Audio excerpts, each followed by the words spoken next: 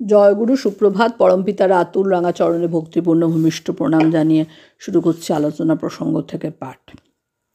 শ্রী ঠাকুর, আমাকে 3000 কৃষ্টিবান্ধব করে দেও। কাগজে পত্রে সিনেমায় রেডিওয় লিখে লিখে সারা দেশ ভিজিয়ে ফেলে দাও এইভাবে। আর আমার এটার মধ্যে সব আছে। রাধামোহন বন্দ্যোপাধ্যায় এসে জানালো কৃষ্টিবান্ধব হবে।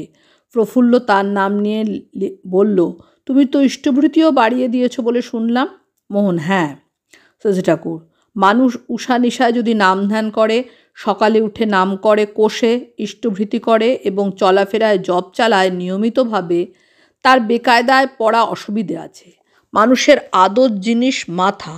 মাথাটা যদি সুস্থ সাবুদ সক্রিয় থাকে আর চলা যদি তদনুপাতিক হয়, তাহলে সে কি করতে পারে আর না পারে তার কুলকিনারা নাই। সব পরীক্ষিত সত্য। বার্মায় নোয়াখালীতে কতজন পরখ করেছে। জেমস যা লিখেছে কাঁটায় কাঁটায় সত্যি। এরপর শ্রী ঠাকুর কিরণদার সঙ্গে নাম সম্পর্কের বললেন, নাম করা চাই with concentric attachment to the ideal. ইষ্টের প্রতি সুকেন্দ্রিক অনুরাগ নিয়ে। না হলে অনেক সময় বিকেন্দ্রিকতায় বিচ্ছিন্ন হয়ে যায়। কতজনে পাগল হয়ে যায়। যার যত ইষ্টে অনুরাগ সে তত সূক্ষ্মতর পর্যন্ত ব্যক্তিত্ব বজায় রেখে অনুধাবন করতে পারে, নচেত অনেক নিম্ন স্তরেই গায়েব হয়ে যায়।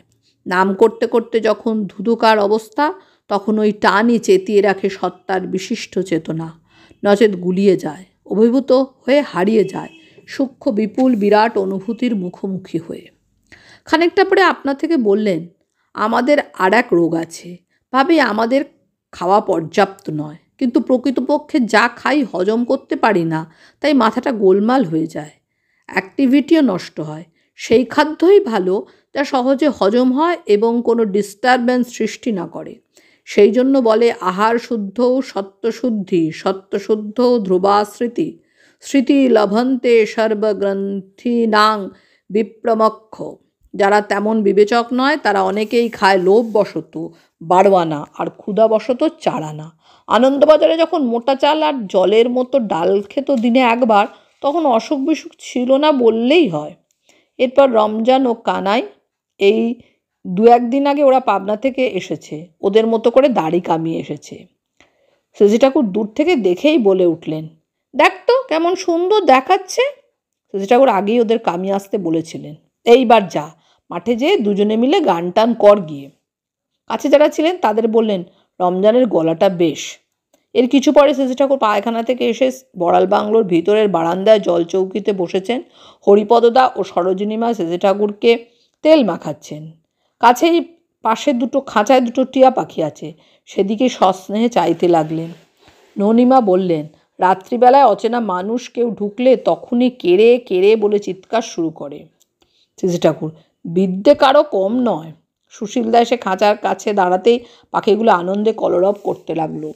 শ্রী ঠাকুর সুশীলদাকে বললেন, আপনাকে চেনে, আপনার সঙ্গে খাতির আছে। ওর একটা স্বভাব সুর আছে ছড়ার মতো। ছড়া কয় সেই রকম ছন্দ, গলার আওয়াজও কম না। ও মানুষই, কমপ্লেক্সে অমন হয়ে গেছে, বৃত্তি সারূপ্য লাভ করে বলে। তাই সুশীলদা, আপনি যেমন বলেন গরু মানুষ, কুকুর মানুষ, পাখি মানুষ, গাছ মানুষ। শ্রী ঠাকুর, হ্যাঁ। আজ দুপুরে মেজর জেনারেল এসি চ্যাটার্জি এসেছেন নরেন মিত্রদার সঙ্গে। বিকালে শ্রী ঠাকুরের সঙ্গে তিনি নিভৃতে কথাবার্তা বললেন। পরে কেষ্টদার সঙ্গে আলাপ আলোচনা করলেন। দুপুরবেলা থেকে শ্রী ঠাকুরের শরীর খারাপ, পেটে ব্যথা, দুপুরের পর একটু জ্বর হয়েছে। সন্ধ্যার আগের থেকে অবস্থা খুব খারাপ বোধ করতে লাগলেন। জয়গুরু বন্দে পুরুষোত্তমম।